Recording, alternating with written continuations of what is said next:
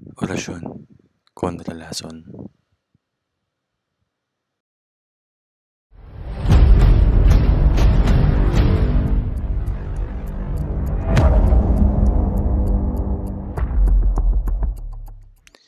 Ito ang orasyon kontra sa lason. Ito ay para sa kaligtasan na magagamit nyo sa mga pagkain na may lason, mapasolid man o liquid.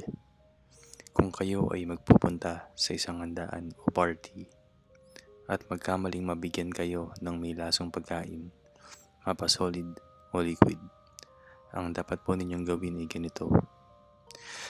Bago mo kainin ang anumang pagkain o inumin na liquid, ay sambitin at iihip mo lamang ang orasyong ito at sigurado po na mawawala na ang bisa ng lason sa pagkain o inumin. Gayon din po sa mga dilatang naimbak na o nabubulok na ang takip nito o may kalawang na. Pagkabukas po ng dilata ay sambitin at iihipon ninyo ang orasyong nasa ibabaw nito at sigurado po na mawawala ang lason nito at makakain mo na ang laman nito.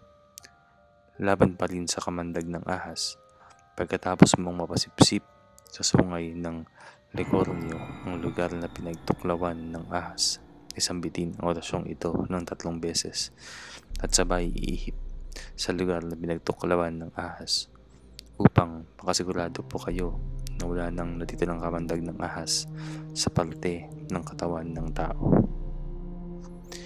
Pakakaingatan po ang orasyon na ito at huwag na huwag pong gagamitin sa kalokohan. Pamilin, mahalin at pagkaingatan ang mga orasyong galing dito at huwag na huwag pong gagamitin sa masama.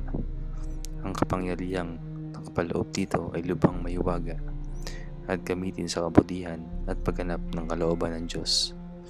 Ito po ay mga orasyong galing pa sa ating mga ninuno, kaya po ito ay iingatan.